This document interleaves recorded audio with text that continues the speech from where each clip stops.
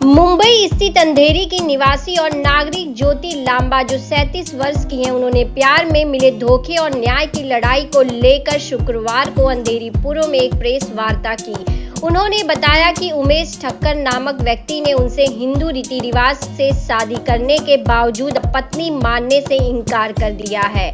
ज्योति लांबा के अनुसार 16 सितंबर 2022 को एक सहेली के जन्मदिन पार्टी में उनकी मुलाकात 40 वर्षीय उपेश ठक्कर से हुई थी, जो धीरे धीरे प्रेम में बदल गई। इसके बाद 19 अप्रैल 2024 को अंबरनाथ ठाणे स्थित शिव मंदिर में परंपरागत हिंदू रीति रिवाज दोनों की शादी हुई। शादी के बाद दोनों मलेशिया, कश्मीर, दिल्ली और उज्जैन महाकाल जैसे स्थलों पर साथ घूमे। कुछ समय बाद उपेश उन्हें गुजरात लेकर गया और वहां किराए के मकान में रखा, लेकिन 12 जनवरी 2025 को यह कहकर उपेश ठक्कर ने घर से निकाल दिया कि वह बिजनेस के सिलसिले में बाहर जा रहा है और कभी संपर्क नहीं किया। इसी सब बातों को लेकर मीडिया के सामने आकर ज्योति लांबा ने अपने दुख को बयां किया है और इंसाफ की मांग भी कर रही हैं। तो देखिए ज्योति लांबा ने क्या कुछ बताया मीडिया से अपने ऊपर बीती हुई आबिती को लेकर।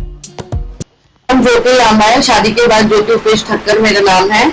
मेरे साथ धोखा हुआ है। अगर मैं उसकी वाइफ हूँ, उसने एग्री किया, अगर मैं उसकी वाइफ हूँ तो मुझे वाइफ का दर्जा मिले थे। अगर वो मुझे वाइफ नहीं मानता तो मेरे साथ गलत ही हुआ। शुरू से बताइए कि क्या हुआ, मतलब किसका आरोप लगा रहे हैं, क्या हुआ? उपेश ठक्कर, उपेश हसमुखलाल ठक्कर उसका नाम है, अहमदाबाद का बिजनेसमैन है।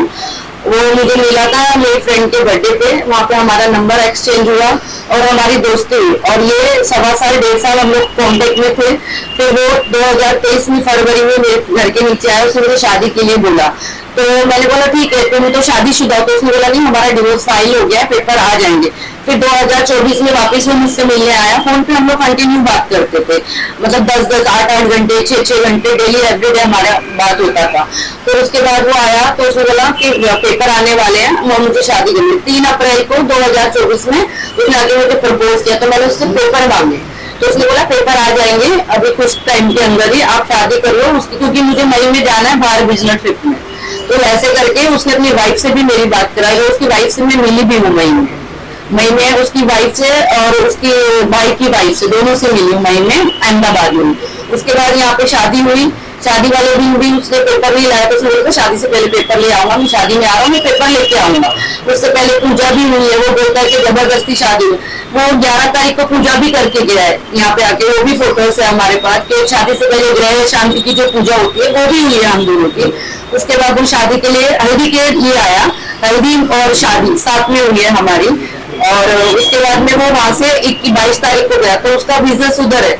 तो उसने मुझे बोला कि मेरे को आना जाना पड़ता है, उधर शिफ्ट करते। और मैंने भी एग्री किया कि शादी करी है तो मेरे को भी आपके साथ ही रहना है। ऐसा करके उन्होंने मई में उधर स्कूल ढूंढे बच्चों के। मैं मई में उधर गई, घर देखा, स्कूल देखा, फिर हमने डन किया। स्कूल डन होने के बाद हमने फ्लैट डन किया। फिर 8 जून को मुझे लेने आया। 8 जून को हम लोग शिफ्ट हुए। 9 तारीख को हम लोग यहाँ से गए। 8 जून को यहाँ पे था, बोला लास्ट दिन आप घूम लो, फिर लो, अपने दोस्तों से मिल लो, फिर पता नहीं कब होगा आना। तो ऐसा करके 8 तारीख को मेरे साथ ही था लेमेंट्री होटल में अंधेरी में, क्योंकि मेरा सामान तो शिप पैक करके भिजवा दिया था। तो हम दोनों लेमेंट्री में थे। उसके बाद 9 तारीख को हम लोग जून में उधर शिफ्ट हो गए 2024 में। तो ऐसा करके अच्छे से रह रहा था। अगस्त में मुझे पता चला कि भाई उसने डिवोर्स नहीं फाइल किया, क्योंकि मैं उससे पेपर मांगी थी।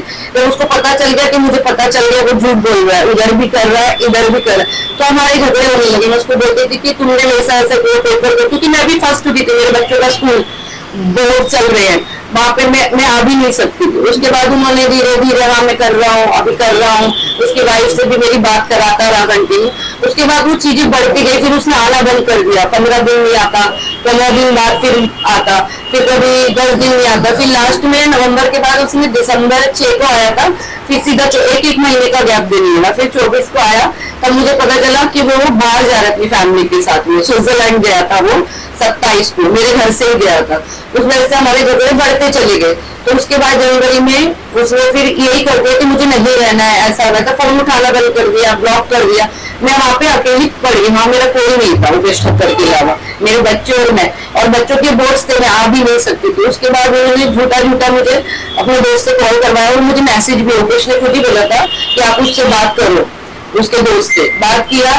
तो उसने बोला कि हम एक फैमिली मीटिंग रखते हैं कि उसके चाचा वगैरह को नहीं पता नहीं था, अभी पता चला है करके। तो एक फैमिली मीटिंग करते हैं, उसमें सब सेटल हो जाएगा कि आप दोनों का घर बस जाएगा, उसके घर वालों को अगर जैसे चाचा वगैरह को पता चलता है तो मैंने बोला ठीक है। उन लोगों ने टिकट कराई मेरी फैमिली की, मेरी सिस्टर, बड़ी वाली, छोटी वाली, हम चारों सिस्टर, और जिसने शादी मैनेज की थी एस्ट्रोलॉजर, वो भी आई थी उधर वो मीटिंग में। वो मीटिंग में मुझे बोला गया कि पहले तो ये बोला उसके चाचा ने, इसने गलती करी है, इसको 2 थप्पड़ मारूंगा। मैंने बोला इसके 2 थप्पड़ मारने से मेरी लाइफ सही नहीं हो जाएगी। फिर उसके बाद वो लोग मुझे ऑफर करने लगे। मैंने बोला मुझे कोई पैसा नहीं चाहिए, मेरे को मेरा पति चाहिए। ऐसा बोल के ये मीटिंग करी, बोला मुझे नहीं रहना है। तो मैं आ गई। उन्होंने वो सोच समझ की मीटिंग बिठाई थी मेरे घर से आधा घंटा 40 मिनट दूर, और वो साबरमती में उनकी पहचान है क्योंकि वो हिम्मतनगर गांव का रहने वाला है, अहमदाबाद अभी 2-2.5 साल से ही शिफ्ट हुए वो लोग। तो इसके लिए वहां पे उन्होंने 8 तारीख को मेरे खिलाफ झूठी ऐसी कंप्लेंट डाली। मुझे 8 तारीख को फोन आया शाम को 6 बजे। तो मैंने बोला 6 बजे तो लड़की नहीं आती है, कोई पुलिस स्टेशन में आप बुला नहीं सकते। मैंने बोला मैं कल आती हूँ। तो उन्होंने मुझे लोकेशन भेजा, मुझे पता नहीं था, तो मैं लॉयर को लेके गई वहां पे। तो वो झूठा केस बनाया था कि मेरी शादी हुई, लड़की ब्लैकमेल। तो वहां पे गए तो मैंने बोला मेरी तो शादी हुई है। फिर ये बोल के मेरे लॉयर ने, हम लोग आ गए। फिर उन्होंने वापस फोन किया, तो 14 को मुझे बुला रहे थे, तो हम लोग 15 को उधर वापस गए। तो उन्होंने मुझे बोला कि पैसे ले लो, सेटल कर लो, खत्म कर दो।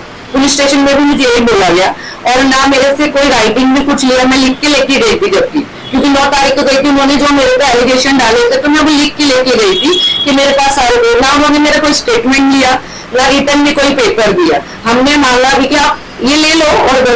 तो उसके बाद मुझे वहां पे अरेस्ट किया गया। मैंने महिला मंडल में भी एक कंप्लेंट डाला था, वहां पे अर्जी डाला था। तो महिला मंडल वालों ने भी ज्यादा रिस्पॉन्स नहीं दिया। तो मुझे समझ आ गया कि मेरा यहाँ कुछ नहीं हो सकता। और मैं दौलत बेग में भी गई थी उधर, तो उन्होंने बोला जहाँ पे आपकी शादी हुई है वहां जाके केस करो। तो मुझे वहां से निकलना था क्योंकि मुझे पुलिस वहां के अरेस्ट कर रही थी, बार बार बुला के, ना कुछ कर रही थी, बस पैसों का ऑफर वो लोग कर रहे थे और मुझे बोल रहे हैं कि मैं मांग रही थी। एक भी प्रूफ अगर उनके पास है कि मैंने पैसे मांगे, हाँ मैंने खर्चे के पैसे मांगे, मेरा हस्बैंड है वो, किस तरह से आपको अरेस्ट कर? बार बार फोन करके बुला रहे थे। अगर मैं जा रही थी कोई स्टेटमेंट नहीं ली जा रही थी। मैं 2 बार गई, मेरी कोई स्टेटमेंट, मैं लिख के भी स्टेटमेंट मेरे वकील के साथ लेके गई, वो भी नहीं लिया गया मुझसे। तो ऑफिसर किसी का नाम आपको याद होगा तो फोन करके बुलाते हैं? वो राव सर है, उनका नंबर भी है मेरे पास, और हमेशा मुझे व्हाट्सएप कॉल ही करते हैं, नॉर्मल कॉल नहीं करते। अगर आप पुलिस वाले तो आप मुझे नॉर्मल कॉल करो ना, क्योंकि वो फोन पे भी मेरे बेटे का नाम लेके मुझे डरा रहे थे, आपका बेटा कौन से स्कूल में पढ़ता है, ये वो। मैंने वो कंप्लेंट में भी डाला, पर उन्होंने मेरी वो कंप्लेंट वापस रिटर्न में नहीं ली गई। तो मैं समझ गई कि मुझे डरा है। और मुझे उधर 6 तारीख को भी ये बोला था तुम कुछ नहीं कर पाओगे, मैं हम पैसे वाले हूँ। फैमिली के नाम पे उसके सिर्फ चाचा जी थे, बाकी एक उसका दोस्त था प्रदीप पटेल जिसने मीटिंग अरेंज की थी, एक वो था FC पटेल, और एक 2 जन को तो मैं बिल्कुल नहीं जानती थी, कोई पॉलिटिशियन थे, और एक लेडी आई थी। तो उन लोगों ने मुझे यही बोला कि तुम पैसे लो, अपनी जिंदगी सेटल करो और चली जाओ। मैंने बोला मुझे कोई पैसे नहीं चाहिए। वहां पे ये 3 घंटा यही बात चली, सब मुझे मना रहे थे कि अपने फ्यूचर बनाओ, ये करो वो करो, पर मैंने किसी की बात नहीं सुनी। मैं वहां से चुपचाप चली आई। तो ये मुझे फंसाने के लिए किया गया था, और वो लोग ही ऑफर कर रहे हैं, और वो लोग ही मुझे मीटिंग में बुलाया। मेरे पास सारे प्रूफ है, हमने तो मीटिंग नहीं रखी थी, कोई मीटिंग नहीं रखी। उसके बाद से मेरे को समझ आ गया कि मुझे यहाँ पे ये लोग मुझे बोल रहे थे पुलिस स्टेशन में प्रूफ लेके आओ। तो मैंने बोला पुलिस स्टेशन में कोई प्रूफ नहीं दिया जाता, कोर्ट में साबित, मैं आपको जेरॉक्स दूंगी, ओरिजिनल प्रूफ नहीं दूंगी, मैं कोर्ट में पेश करूंगी ओरिजिनल प्रूफ। मेरे पास सारे प्रूफ है, आप लिख के ले लो। उन्होंने मेरा कोई नहीं है। फिर मैं 17 तारीख को इधर आ गई। मैंने उनको बोल के आई कि मैं मुंबई जा रही हूँ। मैंने वो गाँव मुझे बहुत फोन कर करके परेशान कर रहा था, तो मैंने उसको झूठ बोला कि मेरे पास तो पैसे नहीं, मैं लोन निकालने जा रहा। अगर मैं उनको बोलती नहीं, अगर कंप्लेंट डालने आई तो मुझे और हरेस करते। तो मैं वहां से आई, और 26 फरवरी से मैं यहाँ पे आई, फिर वकील ढूंढा, ये सब किया। 26 फरवरी से मैं इधर जा रही हूँ वर्सोवा पुलिस स्टेशन। 3-4 बार उन्होंने मेरी अर्जी ली, उसको फोन किया, वो नहीं आया। उसके बाद बहुत प्रेशर के बाद उन्होंने मेरी FIR ली। FIR में भी उन्होंने वो नहीं डाला जो अगर वो मुझे वाइफ ही नहीं मानता तो उसने मेरा एक तरफ का यूज ही किया है ना, तो उसमें लगना चाहिए ना एलिगेशन। वो बड़ा आदमी है, उसने मुझे पहले ही धमकी दी तुम मेरे खिलाफ कुछ नहीं कर पाओगे, मैं सब कुछ खरीद लूंगा, इससे अच्छा तुम जो मिल रहा है वो लेके चले जाओ। मुझे ऐसे डराया जा रहा था, मेरे बच्चों का नाम लेके भी डराया जा रहा था। उसके बाद उन लोगों ने यहाँ पे पुलिस भेजी। अगर आप मुझे गिरफ्तार करने के लिए पुलिस भेजे तो मेरे घर का एड्रेस तो था ऑपरेशन नगर के पास, वहां नहीं भेजा जहाँ मैं पहले काम करती थी। अभी मैं 1 साल से वहां हुई नहीं, 1 साल हो गया मेरे को काम छोड़ के, जब से मार्च से, पिछले मार्च से जब से रुपेश ने मेरा काम छोड़ा, मैं वहाँ कभी पैर ही नहीं रखी। वहाँ पे पुलिस भेज रहा है, इधर तुम मेरे घर पे क्यों नहीं भेजू, सिर्फ डरा रहे मुझे, और वहाँ बुला के मुझसे सेटलमेंट करना चाहते हैं और कुछ नहीं। बच्चे कितने हैं आपके? 2। उसी से नहीं, पहले डिवोर्स हो चुका है मेरा। अभी आप क्या चाहते हो? मैं चाहती हूँ अगर या तो वो मुझे इज्जत से वाइफ बनाए, जैसे शादी किया उसने मुझसे, नहीं तो उसको फिर वो 376 पुलिस वालों को लगाना चाहिए। उसने मेरा यूज किया शादी के नाम पे, मुझे धोखा दिया है। मुझे 3 से 4 लाख रुपए महीने का देता था, जिसमें 62,000 रेंट जाता था और घर का खर्चा और थोड़ा बहुत कैश देता था हाथ में, घर के खर्चे में। चलाने के लिए कुछ तमाम का ऑफर कुछ दिया है आपको? नहीं, मैंने मना बोल रहे थे मुझे कि तुम क्या चाहिए तुम्हें, बोलो वो, मैंने कुछ बोला ही नहीं। शादी का फोटो आप देखो। हाँ, शादी का फोटो, वीडियो, पंडित, सब कुछ है। फोटोग्राफी, हाँ है, उनकी फोटो है, सब फोटो है मेरे पास। हाँ, उनका नाम क्या था? रुपेश हसमुख लाल खक्कर। वेस्ट में कहा रहती हैं आप? मैं बरसोना में रहती थी, उसके बाद मुझे अहमदाबाद शिफ्ट किया गया। मेरा सारा सामान उधर है, मैं उधर से इधर बैठी, उधर के रूम ओनर का भी मुझे फोन आ रहा है, उसी जनवरी से मुझे खर्चा बंद कर रखा है, रेंट कुछ नहीं दिया हुआ। यहाँ पे मैं मेरी सिस्टर के घर पे और विजय के साथ में रह रही हूँ, वो भी मेरा खर्चा उठा रही है। शादी में कौन आपकी फैमिली से, उनके फैमिली से? उनकी फैमिली से कोई नहीं आया, तो उसने बोला कि अब भी डिवोर्स हुआ है, 2-3 महीने में बताऊंगा, पेपर आने के बाद फिर मैं सबको ओपन करूंगा, आप मेरे साथ गुजरात चलो, अहमदाबाद चलो, तो मैं धीरे धीरे सबको बता दूंगा, हो जाएगा। मेरी फैमिली से मेरी सिस्टर, मेरे पापा मम्मी नहीं है, मेरी बड़ी सिस्टर और मेरी बाकी सिस्टर, मेरे फ्रेंड, जो भी मेरे क्लोज के लोग थे, सब आए थे शादी में। हिंदू रीति रिवाज से हुई है, शिव मंदिर में। कहते हैं जो है अधिकारियों से नहीं होता है, कहीं जो है ऊंचे अधिकारियों से लगाया जाता है, जब ऊंचे अधिकारियों से नहीं होता है तो यहाँ की विवाद जो है कोर्ट में लगाया जाता है। तो आपने पुलिस के खिलाफ जो है मुकदमा पंजीयन आपने की है? हमने कल डाला है कल, क्योंकि मेरे को 2 महीने हो गए, अभी 26 तारीख को पूरे 2 महीने हो जाएंगे। वो आराम से घूम रहा है, और जिसने गलती नहीं की है वो इधर उधर भटक रही है, और वो आराम से है लागा की जैसे अपने इधर। मेरे बच्चों का फ्यूचर क्या है आगे, उसने मेरा काम छुड़वा दिया, कुछ नहीं है आज मेरे पास। मेरे बच्चों का भी एडमिशन पे है, तो मेरे साथ साथ मेरे बच्चों की भी लाइफ खराब की है उसने, सिर्फ अपनी एक उसके लिए।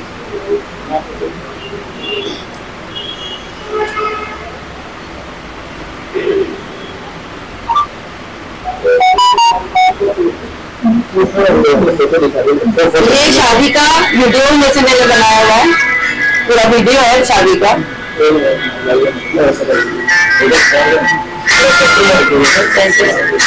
आपकी सैलरी में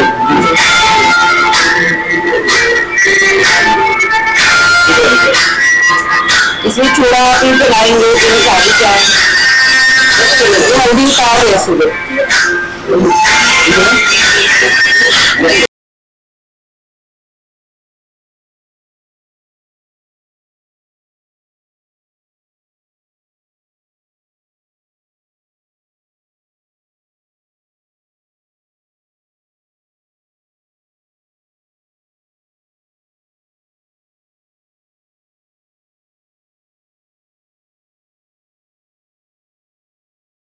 आप लोग को ये हल्दी वाले दिन होती है, ये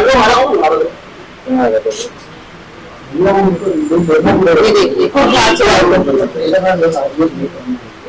ऐसा पूरा बहुत है इसमें, जिसमें वो बहुत खुश है, रिंग पे ला रहा है, सब कुछ कर रहा है। मैडम आपको शादीशुदा थी? डिवोर्स 12 साल हो गए मेरे डिवोर्स।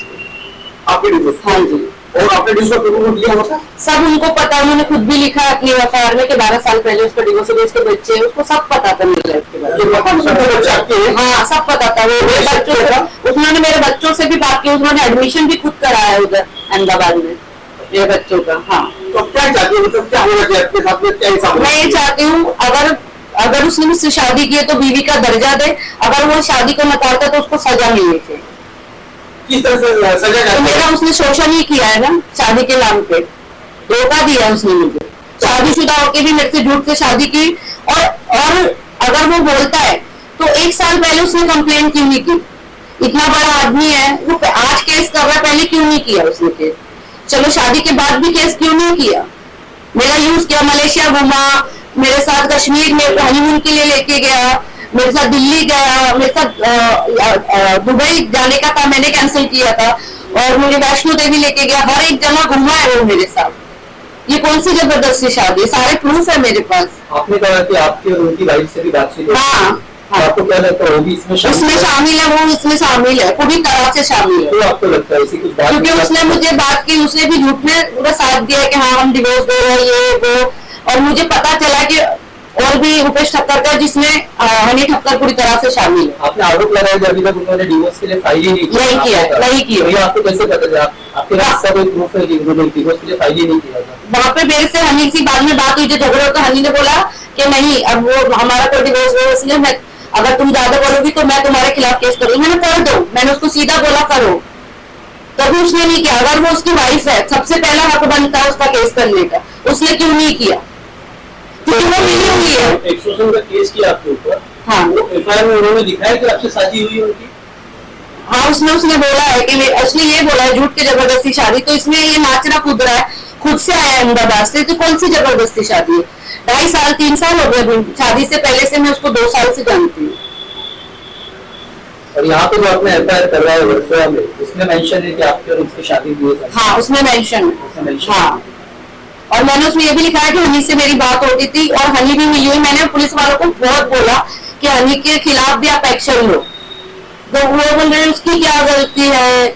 मेरा मतलब 2 महीने के बाद बहुत ये करके एफआईआर लिया गया, और उसके बाद भी बहुत कम सेक्शन लगाए गए। एफआईआर में आपने लिखा है कि आपके साथ यौन शोषण हुआ है। हाँ, लिखा है। तो फिर उन्होंने एफआईआर क्यों नहीं लिया? शोषण का एफआईआर क्यों नहीं लिया? पता नहीं क्यों नहीं लिया, हमने उनको बहुत बोला। आपको ऐसा लगता है कि पुलिस किसी के दबाव में काम कर रही है?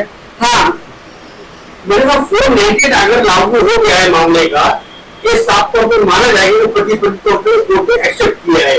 तो आपने आरोपी को क्या क्या नाम बताया 498 के अंदर? मतलब 498 अगर आपके पुलिस का लिया जाए, हाँ, तो उसके अंदर आरोपी कितने लोग आपने बनाया है? आरोपी रुपेश ठक्कर और हनी ठक्कर को मैंने बोला है। उनको पुलिस अरेस्ट किया है? नहीं किया, कोई एक्शन नहीं लिया गया। 498 की एफआईआर कॉपी कहाँ है? एफआईआर कॉपी है। ठीक है, थैंक यू। Thank you.